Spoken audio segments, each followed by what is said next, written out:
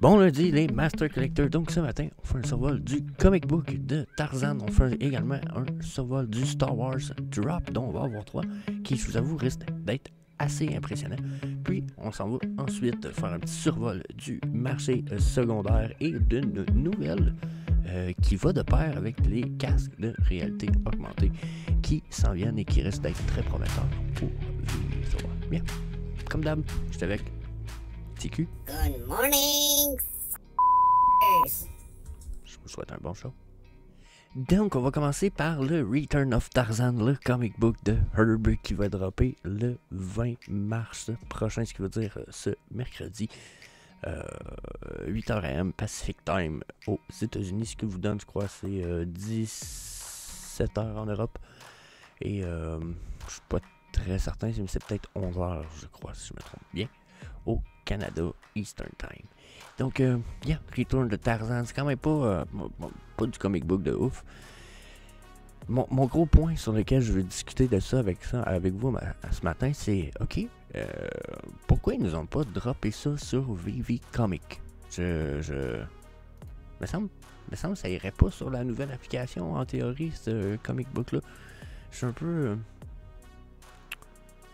perplexé par ça. Bon, en plus, 3500 éditions au total, j'avoue que ça fait pas beaucoup, mais je pense pas de toute façon qu'on ait du monde qui soit vraiment accroché par des pièces comme ça. Donc, yeah. Quel prix déjà? 6,99. Bon, c'est pas le truc de ouf, mais pensez-vous que c'est pas encore sur VV Comics? Pour la simple et bonne raison que VV Comics est encore avec des problèmes et en même temps pour la livraison et pour les paiements sur leur nouvelle plateforme. Donc, pensez-vous que c'est le pourquoi qu'on n'a pas ça là? Pourquoi c'est pas sur l'autre plateforme? Ça a été dit que VV Comics, ça allait être une plateforme... C'est pas Marvel Comics, vous comprenez? Il y a du Marvel, mais il va y avoir d'autres propriétés intellectuelles du monde des comics. Donc, en théorie, c'est même possible qu'on ait du DC sur VV Comics. Donc, pourquoi on n'a pas excusez, c'est pas ça ici, mais pourquoi on n'a pas le Tarzan Comic Book sur VV Comic? Bon, ça serait pas du comic book de ouf, mais je pense que ça serait intéressant. Sinon, je vous conseille quand même de surveiller VV Comic après avoir écouté le live de 101 Pop. N'oubliez pas d'aller faire un petit tour sur leur chaîne, soit dit en passant. Je me suis rendu compte que c'est vrai, en fait, il va y avoir des comic books à tous les mercredis qui vont dropper sur VV Comics. Donc, ça va être à aller voir, je pense, ça va être à évaluer. Pas que les comic books, la plupart sur VV Comics, même 95% d'entre eux sont bof. Hein? C'est très bof. Mais sinon, il y en a quelques-uns qui peuvent être cool. Puis éventuellement, il y en a que si on regarde sur le très long terme, quand on voit du comic book qui valent quelque chose, généralement, c'est les comic books qui commencent à avoir de l'âge. Donc, les premières éditions de certains comic books aujourd'hui vont peut-être avoir de la valeur dans 15-20 ans. C'est le moment de les acheter, sauf qu'il faut choisir le bon joueur. Donc, bien. That's it. Donnez-moi votre avis, bien sûr, dans les commentaires sur les comic books. Et pourquoi vous pensez que c'est pas sur VV Comics? Ensuite, on s'en va du côté, pas comic book, mais on sort du comic book, on s'en va du côté Star Wars. Donc là, ils nous ont annoncé big news. Puis, j'ai envie de commencer par dire la même chose qui a été dit, encore une fois, dans le live de 101 Pop hier, où ce qu'ils ont pris la peine de dire, c'est intéressant, parce que là, ils ont écouté la communauté quand même assez de façon intense, ok, où ce que les gens ils disaient la fausse qui nous sortent des Stormtroopers, parce que bon, ils nous ont sorti Boba Fett, puis d'autres versions un peu spéciales, ok, puis j'ai envie de dire, ça a été Wise qui nous sort d'autres versions avant, ok, un peu comme le Scoot Trooper ici qui avait sorti il y a quand même pas si longtemps, l'Imperial Guard. Vous voyez, ils nous avaient sorti comme des pièces, j'ai envie de dire, même le Boba Fett qui avait une petite qui a une vibe un peu Stormtrooper. Donc quand ils ont parlé, la plupart de la communauté en avait parlé, puis ils avaient dit sortez-nous pas un set de Stormtrooper avec trop peu d'éditions. Et là, ça a été écouté. Checkez ça. Excusez. Total édition. 15 000 éditions. Sauf que là, ils ont mis le prix vraiment acceptable, 10 gemmes, parce que là, les gens, ce qu'ils voulaient, c'était pouvoir acheter une armée de ça. Puis jusqu'à un certain point, si tu veux en acheter une armée, mais qui mettent les collectibles même à 20 gems, ça va vite, là. T'en as 5, ça te coûte 100, t'en as... Je sais pas si vous comprenez. Donc là, les gens en voulaient quand même au moins un bon petit pactole. Donc ils se sont permis d'en mettre beaucoup à un prix vraiment dérisoire. 10 gems, je veux dire... vraiment belle approche. Aucune complainte à faire là-dessus. Puis, ils ont même mis une pièce plus rare dans tout ça. Si vous êtes chanceuse de l'avoir, le Stormtrooper qui est en position un peu emblématique sur son socle Star Wars officiel. Donc, c'est 500 éditions pour le dernier. Donc, wow, ils ont mis un super price. Puis, ils ont mis du let's go, achetez-vous-en 10. Puis, payez-vous à la traite, faites-vous une mini army de Stormtrooper pour faire des beaux décors puis des beaux shits. Donc, yeah. I like it. Tu mélanges un peu de Stormtrooper avec des Scoot Troopers, un Boba Fett, puis des trucs. Tu peux faire un fucking scene. Donc, that's fucking interesting. Au contraire, j'ai aucune complainte à faire. On est dans le bon drop même. Tu sais, c'est moins cher que du Mighty Marvel. Tu sais, je pense que c'est Olivier hier qui a dit ça dans le live de 101 Pop. Olivier de la chaîne Ecovie Actu. Wow. C'est vrai, moins cher que certains Mighty Marvel qu'on a eu. Ok? Donc, Chris, c'est un hostie de bon drop, belle perspective. Tout ça nous arrive quoi, le 24? Attends un petit peu, je me trompe pas. Tout ça arrive dimanche prochain, le 24. Donc, en plus, durant la fin de semaine, tout le monde va avoir la possibilité de participer. La plupart des gens sont en congé les fins de semaine. En plus d'être animated plus sound. Donc, s'il est comme le Boba Fett est quand même fucking nice. Il est comme... Puis, oh non, je vous avoue, beau drop. Je pense pas que grand monde ait grand chose à s'en plaindre. Peut-être la qualité, mais encore une fois, vous savez que quand c'est une question d'image, Vivi, leur image fait toujours dur. Puis quand on arrive avec le collectif de façon plus digitale et qu'on va le voir sur l'application, et ou même ceux qui les voient sur les Viviverse, sur le Viviverse, la qualité est assez incroyable. Donc là-dessus, là-dessus, j'ai envie de vous demander, avez-vous de quoi de négatif à dire sur le drop? Parce que je pense que c'est un peu ce qu'il nous faudrait. C'est un peu de négatif. Donc, yeah, I like it. Donnez-moi votre avis dans les commentaires. Sinon, je vais faire un retour. Boom, je vais faire un retour sur les Labbit. Parce que les Labbit Enemies qui ont droppé en cette semaine. Je pense que pour ce qui est des Labbit Enemies, soit t'aimes pas. Là, j'ai quelque chose dans l'œil. Puis je suis en train de perdre toute ma concentration. À cause de ça, c'est épouvantable. Ok, je l'ai. Donc, je suis désolé. Comme je disais, les Labbit Enemies, je vais vous avouer, là, au minimum, 2 des 3 sont vraiment laides. C'est pas des beaux collectibles. J'aime beaucoup le Usagi Green. Pour ceux qui ont vu les vidéos la semaine passée, je l'ai dit. Je les trouve nice, surtout qu'ils sont animated. Puis je trouve que l'animation, elle est très bien.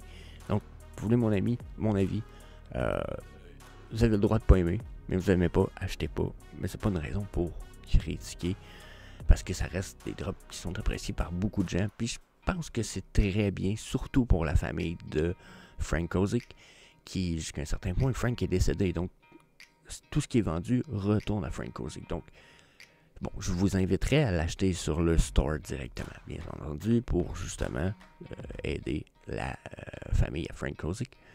Mais, puis il en reste même plus. Ça l'a sold out.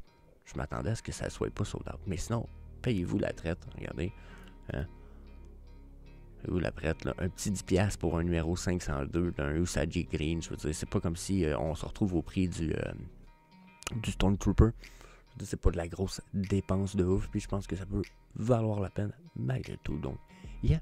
Je vous l'ai dit, j'aime beaucoup les Labbits, mais là, c'est comme nos deuxième animated aussi. On avait juste un animated, si je me trompe pas. Là, c'est notre seconde series avec des animated.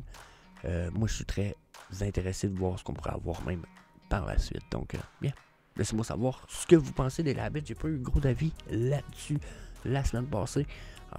Je sais que c'est un sujet qui n'est pas discuté de façon très large. Mais je pense que c'est un sujet qui pourrait être intéressant pour beaucoup de la communauté. Donc, n'hésitez pas à vous ouvrir des conversations dans la section commentaires, comme j'en ai vu de plus en plus dernièrement, soit dit en passant. Donc, yeah. Et pour finir, je vous amène avec moi du côté un peu plus réalité augmentée, parce que vous le savez, ma perspective pour Vivi, c'est que sans les casques de VR et sans le Viviverse, le projet fait beaucoup moins de sens et il se retrouve beaucoup plus caduque dans la mesure où justement, là, on a une application Vivi Comics. Je verrais très bien avoir des Vivi Sport, Vivi, etc.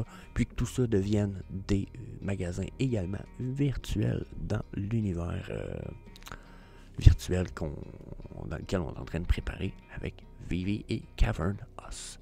Donc, là, les casques de VR, c'est bien beau tout ça, mais si on veut un univers vraiment dans lequel vous vous sentez immersé à fond de caisson à 200%, je vous avoue que les tapis de VR, c'est quelque chose que je gardais beaucoup plus en vue dans les années passées, mais là on s'en vient. Là, je vais quitter un peu cette perspective-là, mais je vous avoue que là, avec la nouvelle qui est sortie le 13 de mars, Virtuix, le développeur d'OmniOne, qui est le tapis super. Regardez, je l'ai déjà montré dans les années passées pour ceux qui vont s'en rappeler. Là. What the fuck? Hein? Ouais, tu sais, genre de kit que tu installes dans ton salon qui prend la place d'un frigidaire, mais qui te permet d'être dans un univers VR puis de marcher à fond. Là. Ouais, assez impressionnant. Ben, eux autres, ils ont annoncé qu'à la sortie de leur OmniOne, qui va être ce que vous voyez à l'écran, ce que vous avez vu, ok, carrément le tapis de salon pour courir dans son salon en VR, ok. Il sort cette année, fin quart 2, donc on va dire quart 3 2024 pour Noël donc, éventuellement, puis il va être aux alentours de 3000$ US, donc même prix que le casque de VR Apple Vision. On a vu beaucoup de gens s'étaient dit « Oh, le casque de Apple Vision est trop cher, ça se vendra pas. » Je m'attends à ce que Apple, Sony et même Meta sortent un casque d'ici au courant de l'année beaucoup moins cher, avec des facultés équivalentes ou légèrement moindres au Apple Vision. Et d'après moi, on va réduire ces coûts-là. Mais si on voit des gens qui sont capables de payer 3000$, ok, puis je sais qu'il y a des gens qui n'ont pas nécessairement 3000$ en argent à aller mettre du jour au lendemain, puis qui ont emprunté 2-3000$, soit à des instituts ou à des organismes privés pour financer leur casque de VR, parce que pour eux, c'est le futur, ok? Je les vois très bien aller s'acheter ce tapis-là de VR, là, ok? Donc, si on commence de plus en plus à voir de ça dans le monde des gamers, on va voir du monde probablement sur la plateforme Twitch, le streaming. Vraiment, on a le potentiel de voir beaucoup de développement dans le monde du VR et du métavers. C'est probablement de l'intelligence artificielle qui va aller de pair avec tout ça, parce qu'un bon métavers ne viendra jamais sans une bonne intelligence artificielle en arrière, tout ça. Donc, je pense que c'est très prometteur et que ça va être à surveiller. Donc, bien entendu, je ne vous invite pas nécessairement à aller vous payer un OmniOne, que ça s'appelle. Parce que j'ai un petit peu, là, je pense que j'essaie de trouver le site. Puis là, ben, il load puis il lag. Donc, mais c'est ça. Hein, les précommandes sont ouvertes pour le OmniOne, que ça va s'appeler. Vous pouvez le pré-order avec un 200$ de dépôt qui va être remboursable après l'achat. Puis le OmniOne pricing, ça va être de 2595 plus le shipping.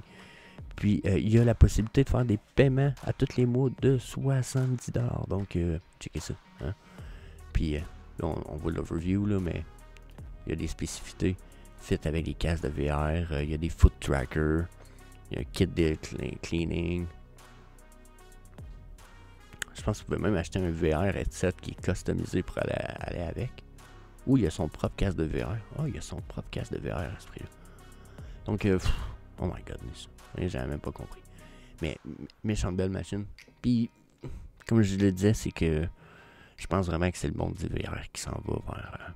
qui va nous aider à faire évoluer Vivi. Donc, tout ça, c'est un Pico 4 Enterprise. Oh, c'est un des meilleurs Pico. Donc, ça, là, ici, c'est aussi bon, c'est pas meilleur que l'Apple Vision Quest 3. On fait des petites recherches, le Pico 4. Très belle machine, donc, yeah. Nice. Donc, yeah. Je peux vous laisser un lien dans les commentaires. N'hésitez pas à aller voir ça, bien entendu. Puis, donnez-moi votre avis sur bien. Peace.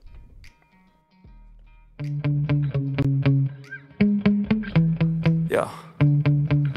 Sometimes I get so mad, there's no controlling me. My thoughts get so bad, I'm like, I might grab a bat, I don't know. My wrath, my blood boils over like, oh God, here goes. I lost all feeling from my head to my toes. You said some shit that I can't let go, so just stay tuned.